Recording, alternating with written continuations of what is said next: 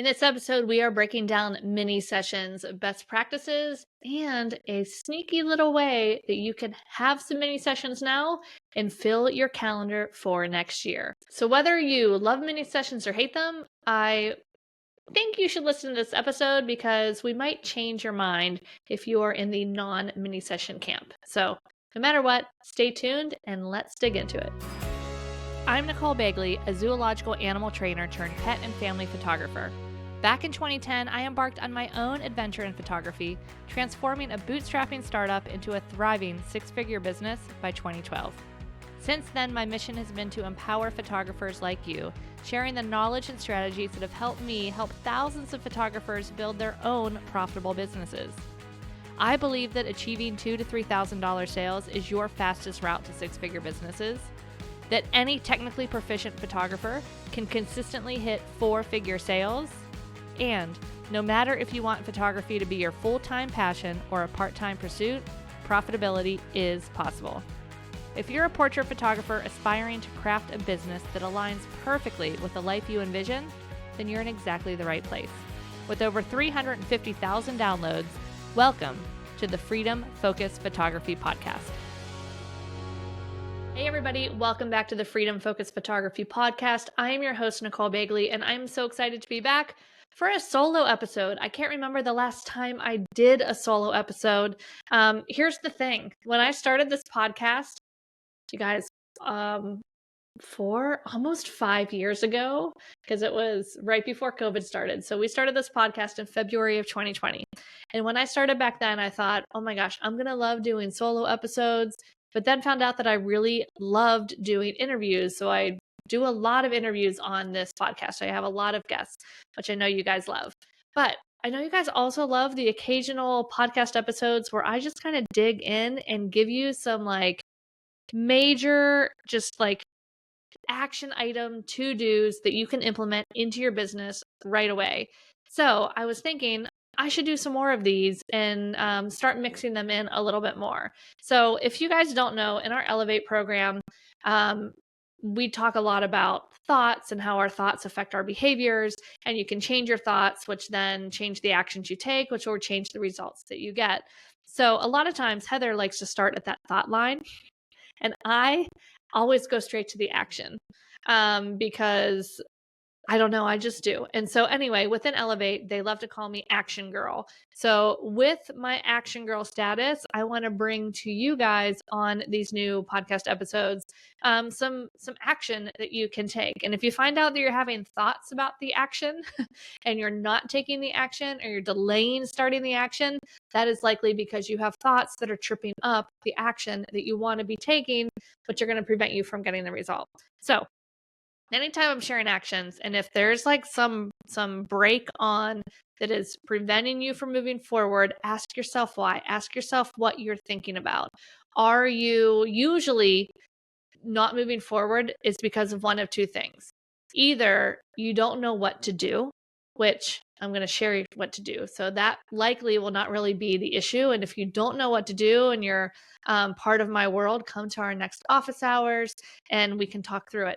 But the other piece that causes a lot of friction and procrastination that people don't realize is because they're scared of the result.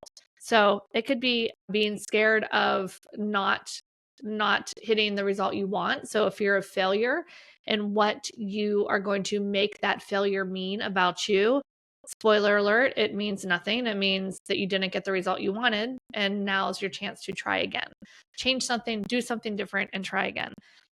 So people can be scared of that, but they can also, and this one's more sneaky, can be scared of success. So what if it works too well? What if, say you wanted a $200,000 business? What if you did that all of a sudden? What would that cause thoughts from other people in your circle, like your family or maybe friends that feel that, we all have to have a job that we hate and we slog through. So sometimes there's just this fear of, what if I hit success? Is that going to get in the way of the relationships that I love? So anyway, long story short, usually one of those two reasons is the reasons that we're not taking action. So anyway, action girls here. This episode is not about thoughts. We'll save those for when Heather's on the podcast with us. What I wanted to talk about today is mini sessions, not mini sections, mini sessions. I'm recording this on Friday, November 8th. This is getting released this coming Tuesday, so it's firmly in the middle of November. We are usually in the peak of craziness in our photography businesses right now. We also have a lot of people calling us and asking for what? Hey, can you do a Christmas card session? I just need one photo for my Christmas card. Now, I have a lot of thoughts about that. Number one, I never want to tell a potential inquiry no right off the bat. But for this time of year, especially, is one reason why I believe it's so important to have our pricing in a way that we can say, sure, I'd love to help you with that, and then give them a reason to do that. So, one reason could be that you have packages of digital files or prints. So you're not selling a single digital file, because there's no way we can really price that single digital file enough for us to make enough profit to do a whole entire session, leave our house, shoot a whole session, edit a whole session, do a wholesale session, do all of those things. Usually it's about 10 hours of work, right? With each regular full-time client. So instead, I can answer those questions to, sure, I would love to do a session. Most of my clients choose artwork because that's what I focus on. However, I do have packages of digital files that you can use for your cards that are starting at X number of dollars. So for me, it starts at about $1,000 for digital files, which is my like bare minimum. There's no way I'm leaving the house for less than $1,000 session, because I'd actually be losing money with the number of hours that it takes me to hold that session. So anyway, that's number one. Another way that we could serve these potential clients is to create a mini session event specifically for Christmas card photos. So it's now middle of November. I mean, you guys could throw this together and do it for the first weekend in December. Throw it together in 2 weeks. It will be really, really easy. And basically what the overview of this is that you can hold a little special mini session weekend for Christmas cards. And you could market it as, hey, I know you guys want Christmas cards. Here's a special mini session Christmas cards. You can even get this for free. Ask me how. And the asking me how is when they book a session for 2025, they get this little free mini session. So you can have a price for it, or you can say, give them the option of paying whatever price, like a little flat fee. Or I just love making the fee for that, whatever my session fee is for a regular session. So my session fee has always been usually at least $200. Right now it's a $500 session fee. But really anywhere in that $200 to $500 range works really well for this, where that's the cost of this experience. But you're not really marketing it as that cost. You're marketing it as, hey, do you want a free Christmas card session? All you have to do is book a 2025 session. So when they book that 2025 session, you give them a free slot on this mini session day. And so two things. You are serving these clients that want to have some Christmas cards. But more importantly, you are filling your calendar for next year. And if people don't book, if people don't follow through, so say that they give you the money to book their 2025 session, they come and they do the complimentary session that would only include one digital, by the way. They could then purchase additional digitals or additional prints. They would come and do that one session. They'd get their one digital. If they never actually followed through and booked their 2025 session, well, you were paid for your time for this weekend. So it's not like you're actually doing it for free. It's a non-refundable booking for their next year session. And then if they do book their session, like they do follow through, then that's great. You've given them all the education of what the session entails, what your price points are. They're just like any other client. So you should expect whatever your session average is from those sessions. So this is just a really kind of fun way to create some easy mini sessions and then also fill your calendar for the next year.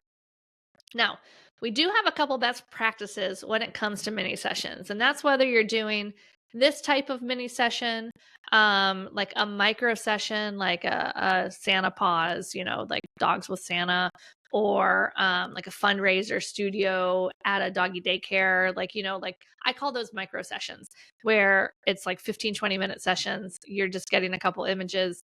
The price point's usually fairly low.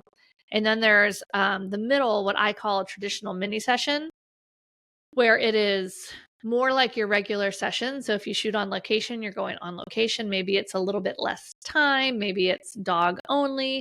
Maybe it's the same as your other sessions. Can include the whole family, but it's on certain days or times, or only for a limited amount of time. So those are the two different kind of types of mini sessions, and I have a couple kind of rules for them to get the most success out of them. So number one, I don't call them mini sessions. This is for our verbiage only.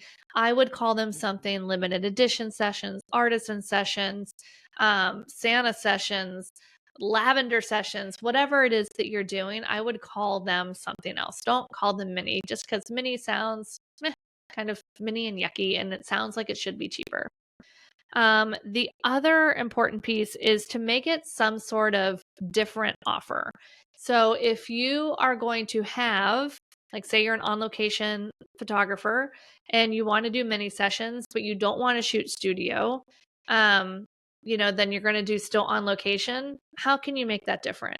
You can make it different, like I said, by doing just dogs. If you usually do dogs and people, you can do just dogs and their like primary person. You can do a certain location that you usually don't have access to. So like a lavender session or a Christmas tree farm session kind of thing. You could also do the same thing that you usually offer, but have it be very limited in terms of the number of sessions available, or really the time frame. So it's going to be like this weekend only, or these 2 dates only. What you don't want to do is to have like a regular on location session where it's the immediate family, the dog and their people. And then, you also are offering the same thing as a mini session all year long at the same locations on the same dates. You want to make sure around your mini session that you're putting some restrictions around it. So is it only on Tuesdays? Is it only at a location that's really close to you? Is it only, like I said, like a single dog or something more specific? So make sure you're putting some sort of urgency or differentiation around these mini sessions that you're offering, so that they don't cannibalize your full session. Because if it's the same thing as your full session, why would anyone want to book a full session? All right, another best practice for mini sessions is, because they are by definition mini sessions, so the profits are usually a little bit less, the price points are usually a little bit less, you want to make sure that you're really streamlining your time. So how can you make everything so much easier and more streamlined for your clients to book these sessions? For me, when I was doing these, I would like to have one page where I had all the information. For my main full sessions, I want to talk to the people beforehand, talk to them about the experience, build the value, make the connections of our values, and really just kind of warm them up for what this experience is, because it's a higher price point. For these mini sessions, I don't want to spend the time doing that. I want to lay it all on the table and say, hey, this is what we're doing. Here's the approximate price points. Here's how you sign up. Of course, here's a place to reach out for questions, but the call to action there is go ahead and sign up. And then they click the button to sign up, and they can have their name and information they give to me. They would also go ahead and sign the release, and they would pay for their session all right then and there. Now, how do you do that? It depends what you have. If you have a CRM, you can likely go ahead and do it in that, like a Dubsado or a Honeybook type situation.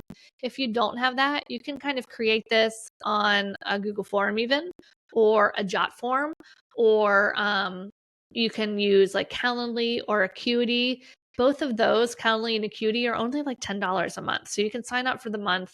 And then they have a free version, but I think to take the pricing and to create some of those custom workflows, you do need to pay, but it's really, really affordable.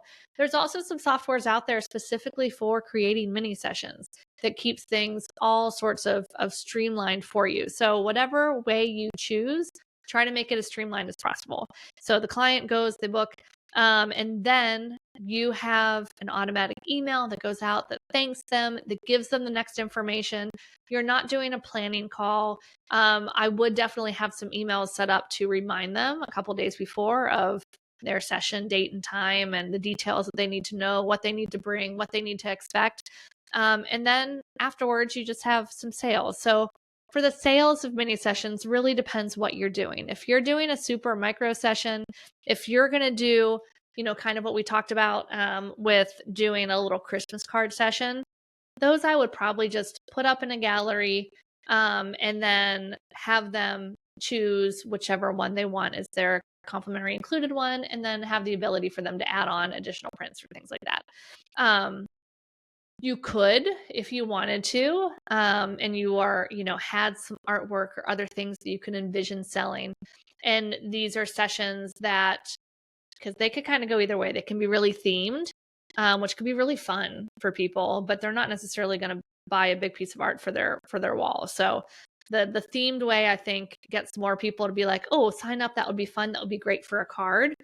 Which again, if you're doing the promotion as when you book a 2025 session, you get this for free, then that could work out really, really well. So in that case, I would go ahead and do an online gallery.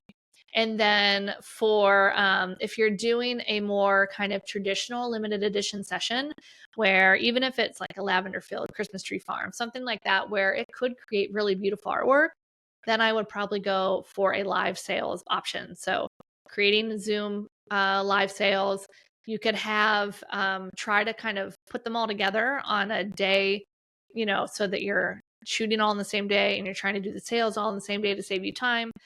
You could potentially do shoot and sell on the same day.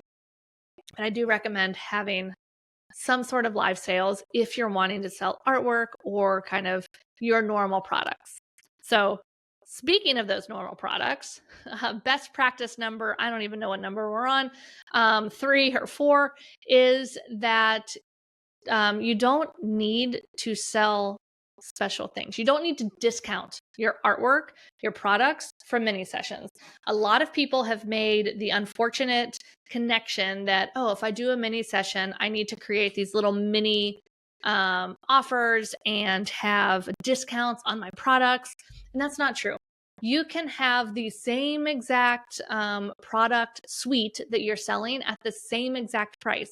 For instance, I used to do mini sessions for really it was, I had my full session and then my mini sessions were weekday only at certain locations and only really kind of during certain times of year. So in the fall, I would offer some and sometimes in the spring. And my normal session fee was about $300, I believe, at the time. And then I would offer these mini sessions for a $75 session fee. That did not include anything. The client still got, I still did an inquiry call with them and a pre-consult call with them. So it was my full experience, but the session was shorter and the session was on a weekday.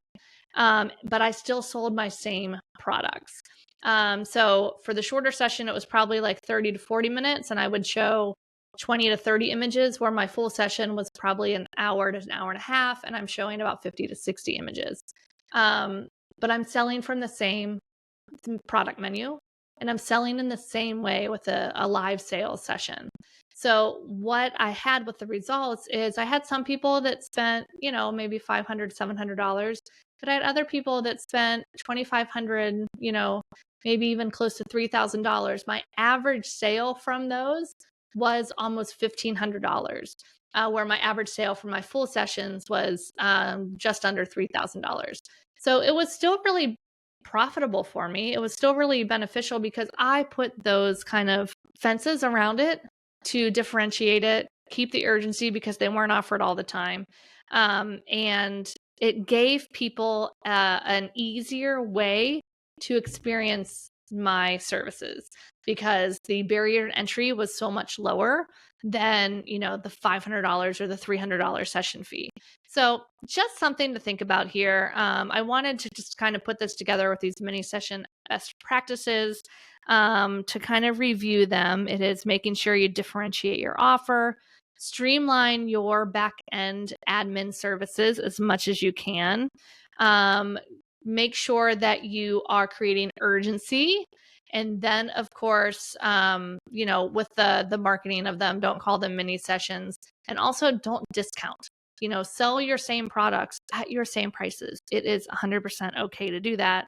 And then, of course, if you want to have some fun and book up 2025 in advance, go ahead and put together a quick little Christmas card type session. And, even if you say I've got 5 spots, and it can be really, really simple.